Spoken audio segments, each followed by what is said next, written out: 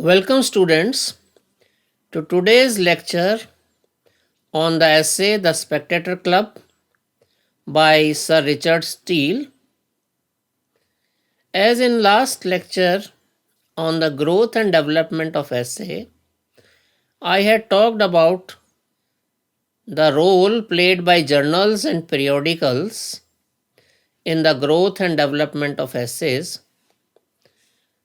So, Sir Richard Steele is one of the essayists who has published his essays in leading journalists of that age, and in fact, he founded two main periodicals of that age. Before coming to essays, a few words about the author. Sir Richard Steele was born in 1672 at Dublin, in Ireland. At school and university, he forged lifelong friendship with Joseph Addison, and in collaboration with Joseph Addison, he founded the periodical The Tatler in 1709, and a few months after that, again with his friend Joseph Addison, he started another new magazine named The Spectator. The finest essays written by Sir Richard Steele are the Tatler Club and the Spectator Club that appeared in the journal The Tatler. In this essay, Steele talks about his friends. In fact, he makes word portrait of his friends, describing their behavior, manner, and even their way of dressing up. These friends are Sir Roger de Coverley, Captain Sentry, Andrew Freeport, Will Honeycomb, and two characters have not been named by Steele, and these two characters are Man of Inner Temple and the Clergyman. First of all, he talks about Sir Roger de Coverley, who is an aristocrat who belonged to the family of an ancient descent, and his great grandfather became famous for composing a folk dance which was named after their family name, and it is known as De Coverley dance. Sir Roger de Coverley was a perfectly normal human being till he was rejected by a perverse and beautiful widow in love. And after this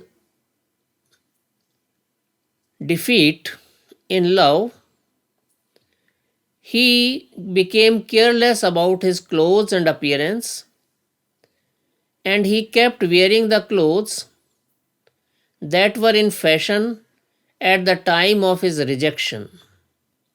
And sometimes, in his good humor, he even used to tell his friends that he is wearing the same jacket that was in fashion and has been inside out nearly half a dozen times. He is a very humble and civilized man who calls servants by their names. He remembers the names of his servants, and as he is a very liberal, kind, and generous man, and so his tenants are growing rich, and due to his kind and liberal nature, he is quite popular among young people. He presided over a county court and was applauded for explaining a passage in the Game Act. So he was a magistrate of a kind, giving decisions in a local court. The next friend of Sir Richard Steele has not been named. He has been identified as a man who has chosen his profession of law so as to please his father rather than according to his interest and inclination, because he is not interested in law at all, while he knows everything about every philosopher in the history of human race. He knows every lecture of Aristotle and Longinus, but not a single case from the reporter of the court. So as to deceive his father, he has engaged a lawyer to answer the queries that his father sends to assess his son's progress and growth in the field of law. He has got complete knowledge about the manners and customs of the ancient people, as a result of which he can make comparison between ancient age and modern age very finely, and this has made him a very sensitive critic. He is in habit of going to the theatre, and whenever he is at the theatre, it is good for audience because every actor wants to please him by giving his best performance so as to get his favorable opinion, as he is one of the most authentic, genuine, and authoritative critic of the dramas of his times. Sir Richard Steele's next friend is a soldier who has served in the army for some years, and his name is Captain Sentry. He has left army because he does not care much for property and money, as he is heir to Sir Roger de Coverley and will inherit a part of his wealth after him. Captain Sentry has left army as he feels that in army promotions are not made according to merit, though he excuses generals in this matter, as they also have to cross as many hurdles to approach the soldier, even if they want to help a soldier. Captain Sentry entertains his friends with the description of the adventures of his army life, of different sieges and battles in which he had taken part. Captain Sentry is neither proud, though he has commanded a number of people under him, nor he is slavish, though he has obeyed a number of officers above him. Author's next friend is Sir Andrew Freeport, who is a famous merchant of London. He is a prudent and successful businessman who believes that real power can be achieved by skill rather than force and violence. He also believes that sloth has ruined many people than the sword. He feels that England can become richer than other nations by following the same methods as he had followed and become richer than his friends. His favorite maxim is a penny saved is penny got. He believes that the expansion of business will give power to Britain and make it a world power. Author's next friend is a fashionable man named Will Honeycomb, who is a gallant and fine bred gentleman who has seen a good, comfortable, and luxurious childhood and young age. He knows history of every fashion. He can tell you the name of the princess or queen from which the fashion of curling the hair started, or which duchess or noble ladies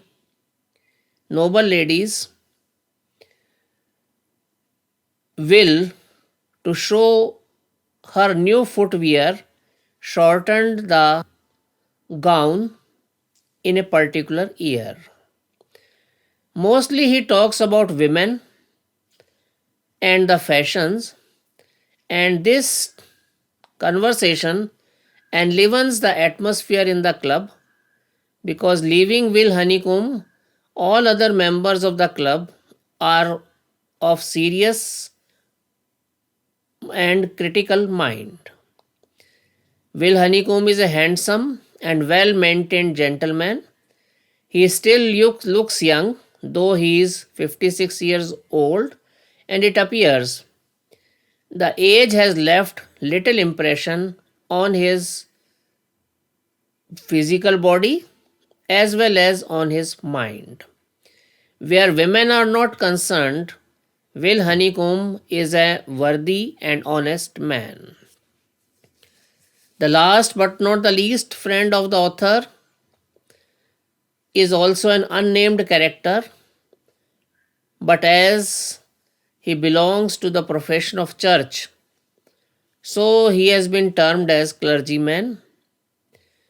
He does not come to the club regularly because he has a weak constitution, so he comes rarely to the club, but he is a sound scholar on divinity and spirituality. He holds the same rank in church as a noble in a court. Whenever he comes to their company, everybody wants that he should speak on some divine topic, as he treats every divine topic with equal authority and authenticity. The only shortcoming of this character is that he rarely introduces the topic on which he starts speaking, but author and his friends have got used to this habit, so they consider it as natural and normal. So these were the simple friends of the author about whom he had discussed and described in this article. Thanks and have a nice day.